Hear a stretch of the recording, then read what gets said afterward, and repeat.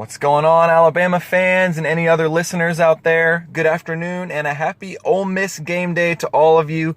Hope all of you down in the South, Alabama, Mississippi, Louisiana, are staying safe. Not too much rain here in Tuscaloosa so far. Hopefully it stays that way. I'm your host, James Ogletree of the Ogletree Outlook. That's the name I'm going with for now.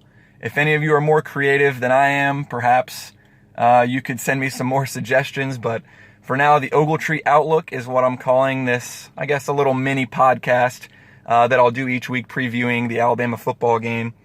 I thought about some other names. I was kind of liking Ogletree's dirt for a little bit. Trees grow in dirt. Dirt means information, scoop, gossip. But just having my fantastic listeners in mind, I don't think any of y'all want to listen to a podcast called Ogletree's Dirt.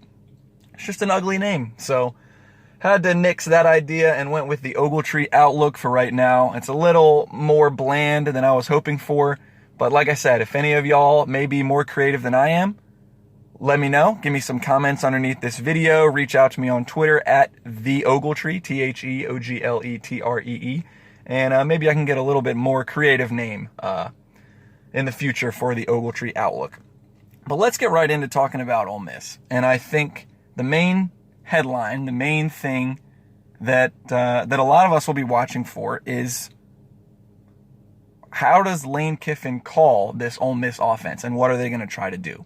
We know from Lane Kiffin's time at Alabama what kind of offense he runs, that he was kind of the one who began, kind of laid the groundwork for this offensive progression and almost a revolution that we've seen at Alabama, and it just became something that we had never seen before. So Nick Saban and his coaching staff have generally a good idea of what they're going to see. When I was watching some film on Ole Miss for this game, I went back and watched their season opener against Florida, and I just want to run through some of the wacky stuff they did on offense that helps keep a defense guessing. So let me run through these real quick. In the season opener against Florida, they motioned a wide receiver into the backfield. Then he goes back out and they throw a swing pass to him. Their quarterback, John Rice Plumlee, is their backup quarterback now, but they use him in a lot of different ways. There was a play where he took the snap and the running back, Jerry and Ely, blocked for him to the perimeter. They ran a quarterback counter with John Rice Plumlee on 3rd and 1 and converted the first down. I believe the very next play after that, their starting quarterback, Matt Corral, threw downfield to Plumlee. So they use him in a running back kind of way. They have him throwing, they have him catching.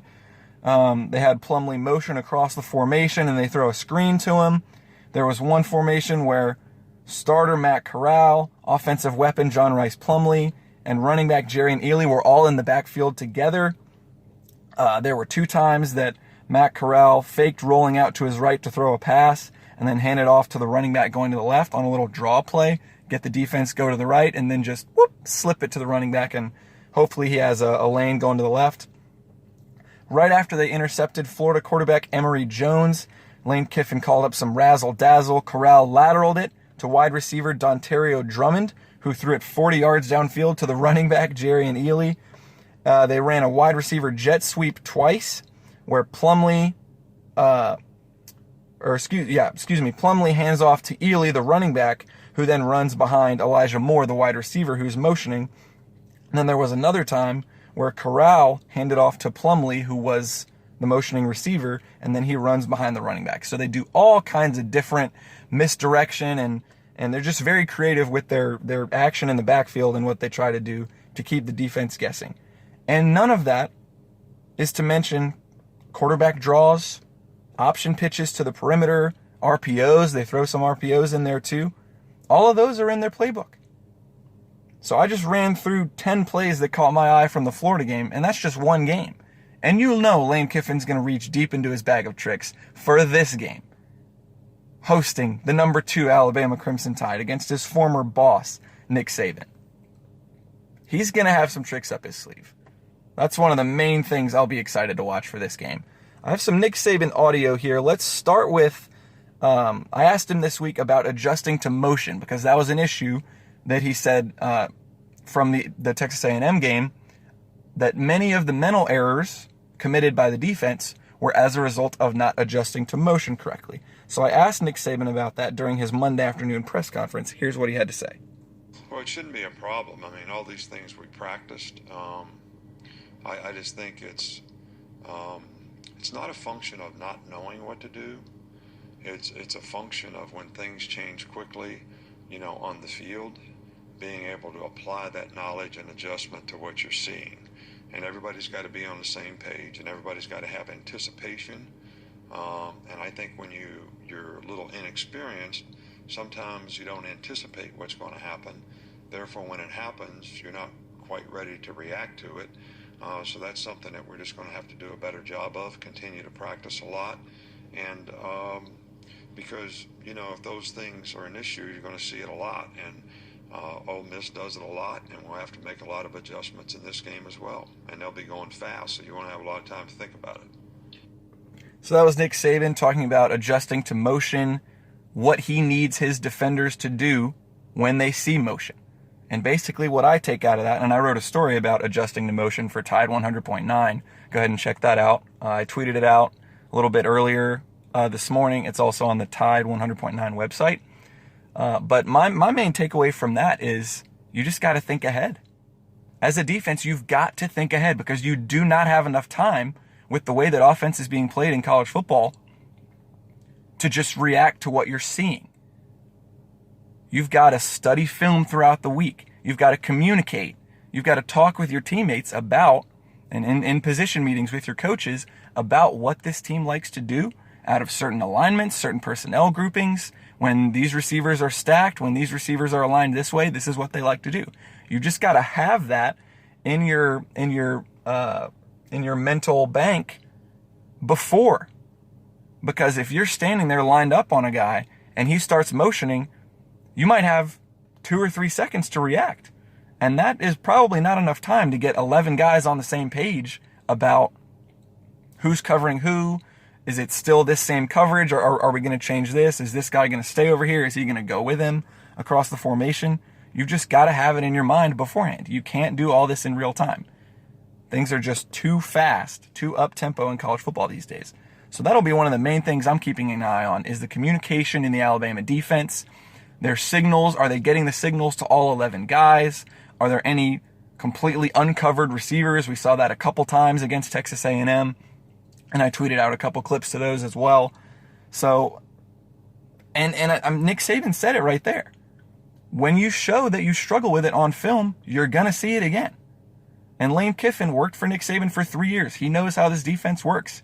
He practiced against it every day for 3 years. So he's going to have a decent idea of how to attack it. So I'm very interested to see what they try to dial up, what kind of wacky, crazy stuff Kiffin has in his bag of tricks, and how the Alabama defense will respond to it. I have a little bit more audio here from Saban about Ole Miss's 2 quarterbacks, Corral, the starter, and then Plumlee, who was the starter last year, actually had a very good game against Alabama, but is more of an offensive weapon. Like I said, they use him in a lot of different ways. He motions. You use him on a quarterback counter. He throws it from time to time. So we'll start with Corral here. This was Nick Saban asked about preparing for Matt Corral's skill set. Well, I always think when you have a quarterback that is a very efficient passer, which he obviously has shown that he is one of the best in the country relative to pass efficiency, and is a very good athlete who can extend plays, and also, if you do get him covered, can take off running, and then also is very efficient and effective at quarterback runs. So, when you have quarterback runs, they're using all 11 guys, to block. So you need to use all 11 guys on defense, which is really, you don't always have all 11 of them up there. You got to sort of try to keep somebody back to play pass defense. So the combination of all those things, I think, make it very, very difficult when you play dual threat guys who are really, really efficient in both parts of the dual threat, passing and running. And I think that's what, Matt has been really good at, especially this year relative to, how they use them, what they do, and they've got the right kind of skill players in other positions that are very challenging as well.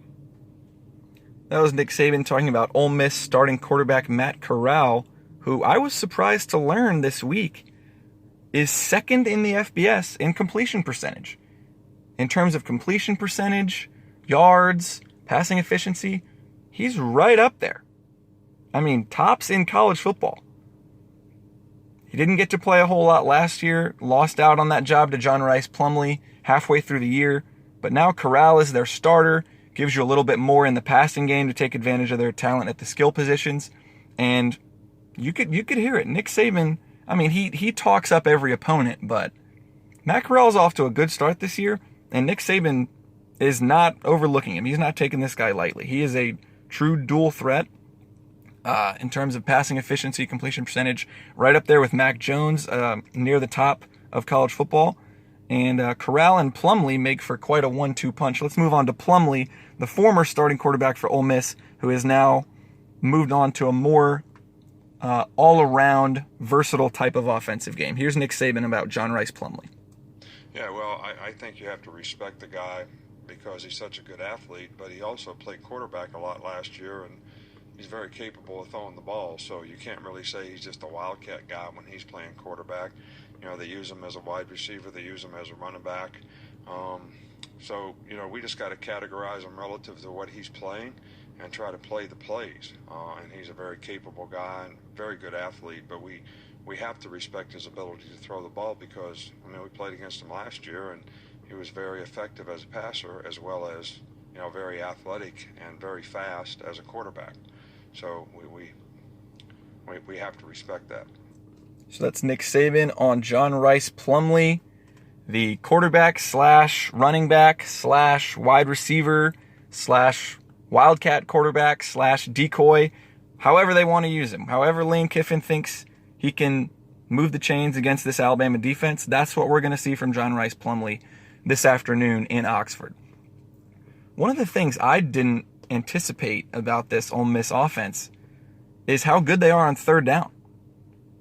They're right up there with Alabama. Alabama is third in the FBS among the 74 teams that have started their season in third down conversion percentage. Ole Miss right there at number 4.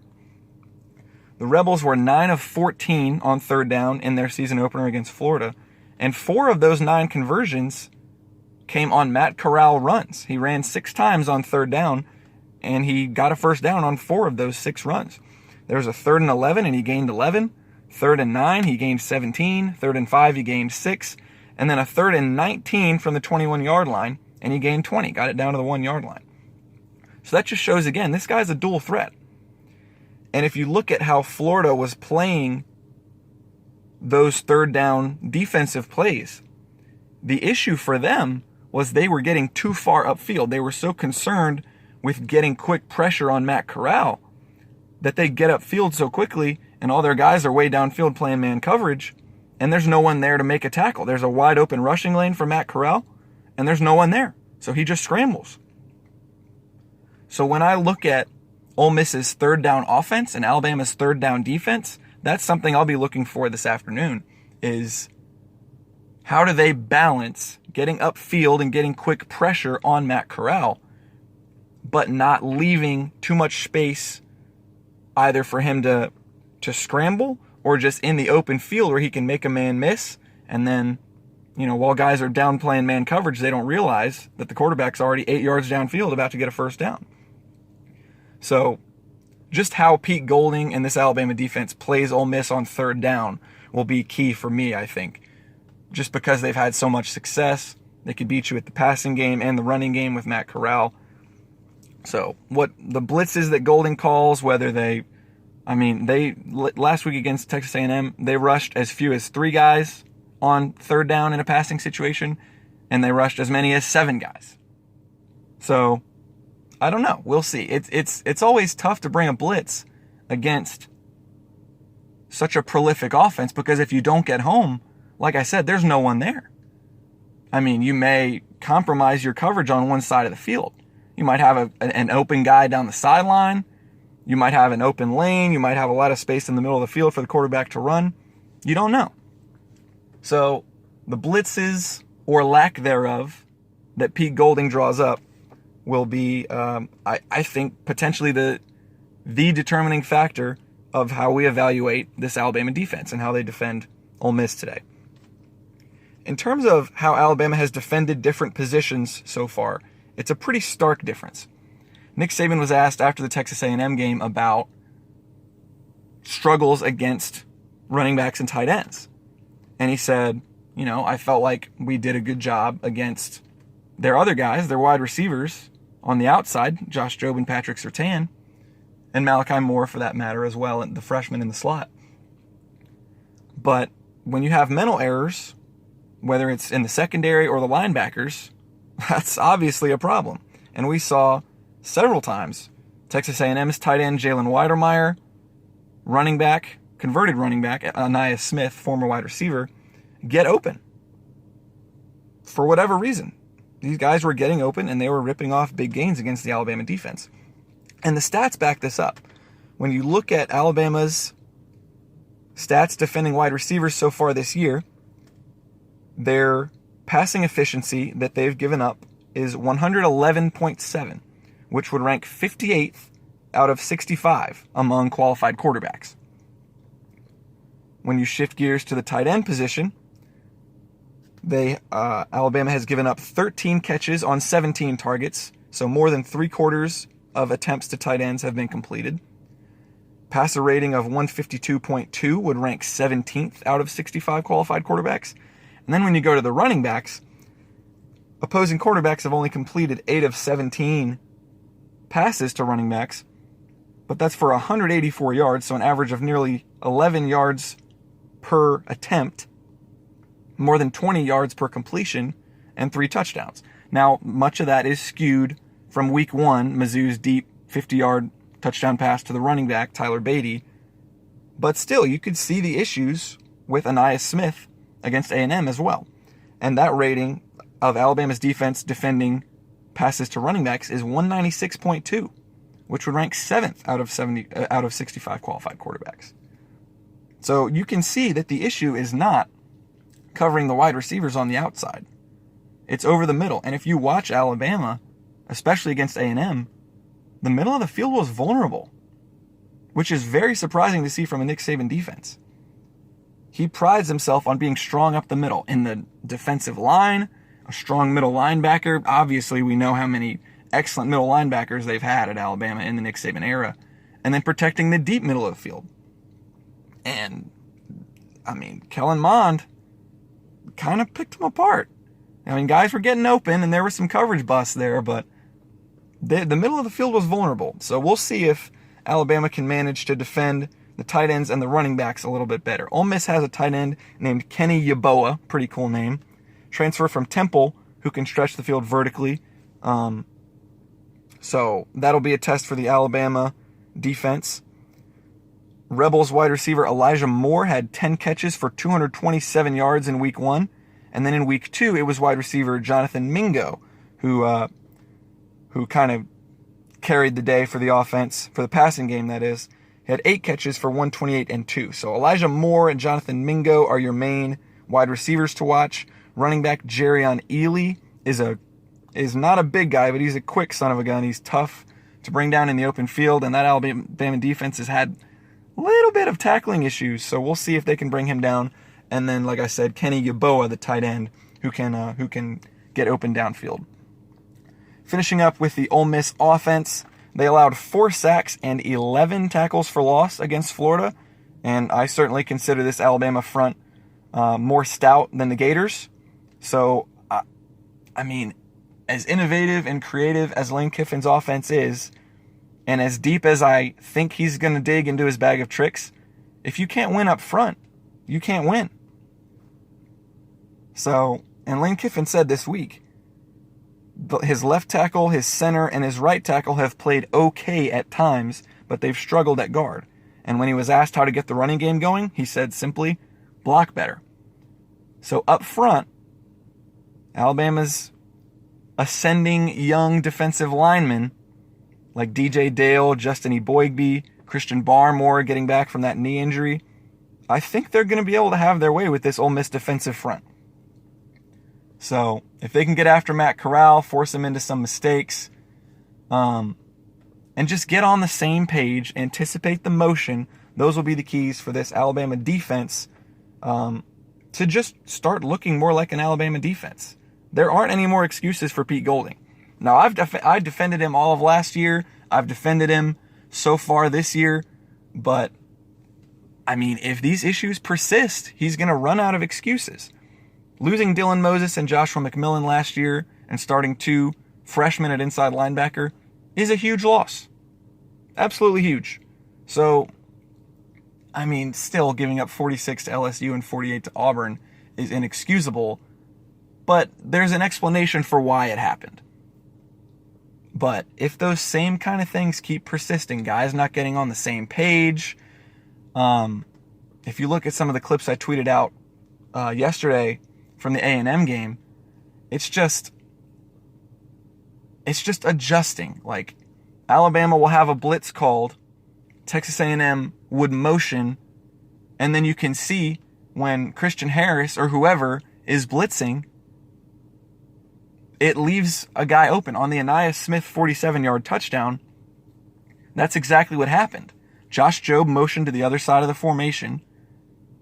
Christian Harris was blitzing, and safety Daniel Wright was in a bind. Do I cover the tight end 20 yards downfield? Or do I leave the running back open in the flat? And of course he's going to cover the tight end, but there's no one there to cover the running back, Ainias Smith, and he runs 47 yards down the sideline for a touchdown. So I don't know. I have defended Pete Golding more than most, pointing out the bad hand that he's been dealt during his time in Tuscaloosa. But as a defensive coordinator, your job is to put your guys, and this is something that Golding himself said during fall camp, you got to put your guys in position to be successful. And if the play calling isn't there, if the adjustments aren't there, if the communication isn't there, that's a problem. Because the way college football is being played nowadays, if you can't get on the same page against these up-tempo, motion-heavy spread teams, they're going to eat you alive. And you can't contend for national championships that way.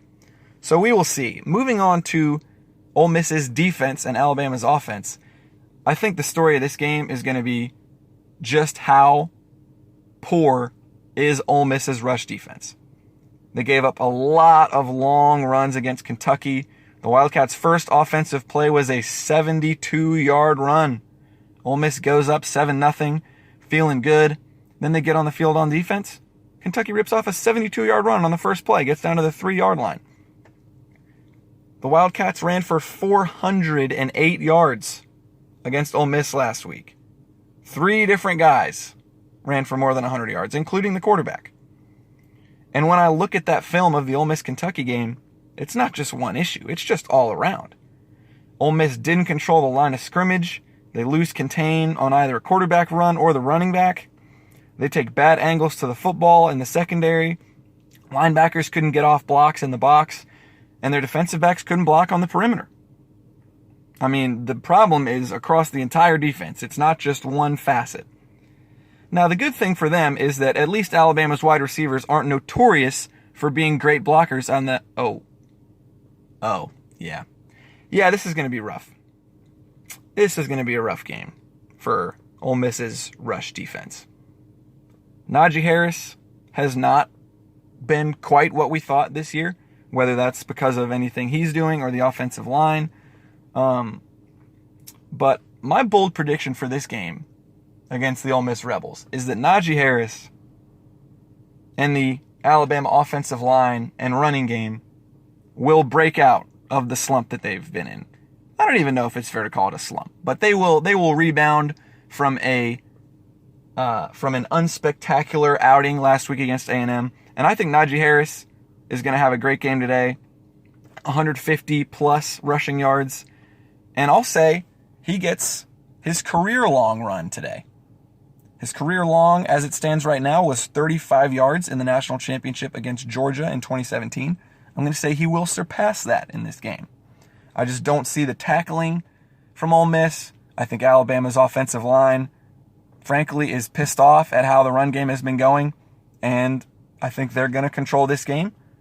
I think they're going to give Najee Harris, Brian Robinson, Trey Sanders, whoever's in the backfield, plenty of space to run. And I think after this game, we'll be talking about that's the Alabama rushing offense that we have been wanting to see. Landon Dickerson, Alabama's center, said this week that the running game has been disappointing so far. Appreciate his candor there, instead of just saying, well, we just got to go back to the drawing board, one of those cliche coach speak remarks. He was open and honest with us. He said, yeah, as an offensive lineman, it's been disappointing. And he took accountability. He said, listen, it's our job to dictate our will. It's our job, regardless of what the defense is doing, to accomplish what we want to accomplish. Nick Saban, though, did provide a little bit of an explanation for perhaps why the running game hasn't been what we thought and why he said he's not disappointed in the running game's performance so far. Here's Nick Saban talking about his running game. I don't really think they're missing anything. I think, basically in these first two games, we've seen probably a lot more movement up front than we were actually prepared for. If you know what I mean by movement, people, slanting, moving, stunning, that really wasn't A&M's MO, and, they come out right away in the game and start, running a lot of line games on, run downs. We probably didn't prepare them as well as we need to face that kind of stuff. So, we improvised and adjusted in the games, and I think, they did well. I'm not at all disappointed in the way the offensive line has played. I think, we need to do a better job as a staff to make sure we're preparing them for what they're going to see, and then they can respond better to it in the game. So Nick Saban, talking about his running game, really just said A&M kind of surprised us with the way that they were playing the run. They come out, they haven't really moved around a whole lot on their defensive front. And then from the start of the game, and I tweeted out some clips of this as well and wrote a story for Tide 100.9 about the run game, but they came out early and started moving around, slanting guys, have maybe a defensive tackle and a defensive end switch places and just try to poke at the offensive line's communication and see if they are on the same page. And if they have the lateral movement to be able to get out there and handle a defensive line that's moving from side to side and guys looping and switching and stunting.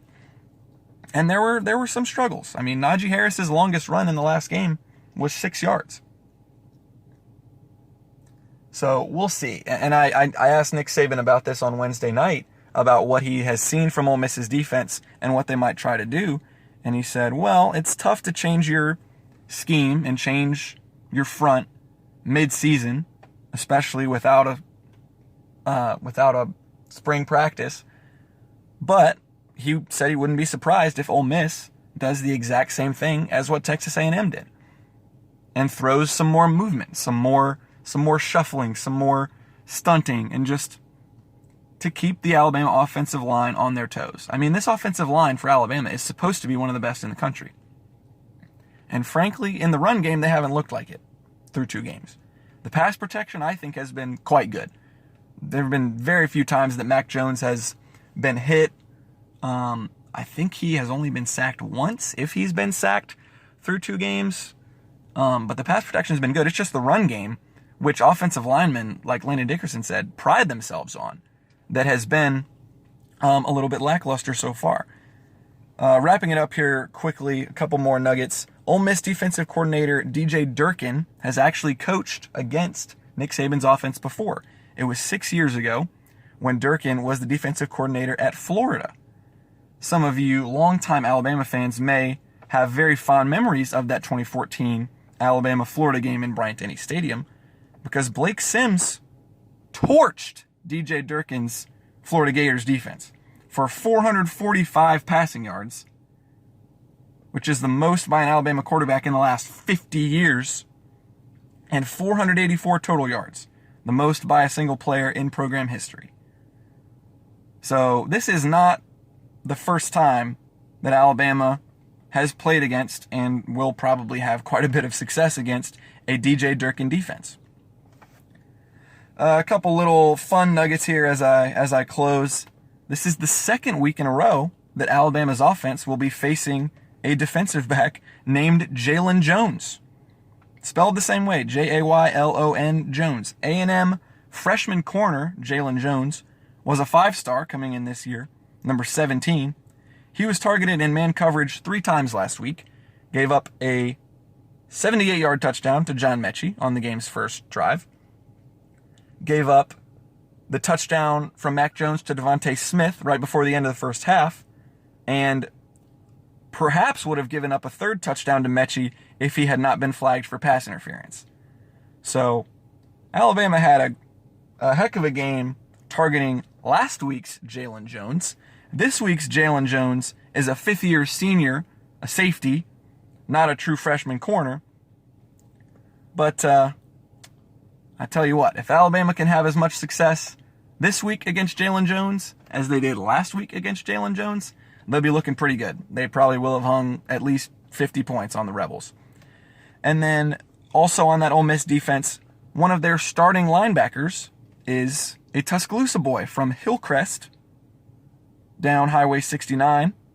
Jaquez Jones, number 32 inside linebacker for Ole Miss, is a starting linebacker.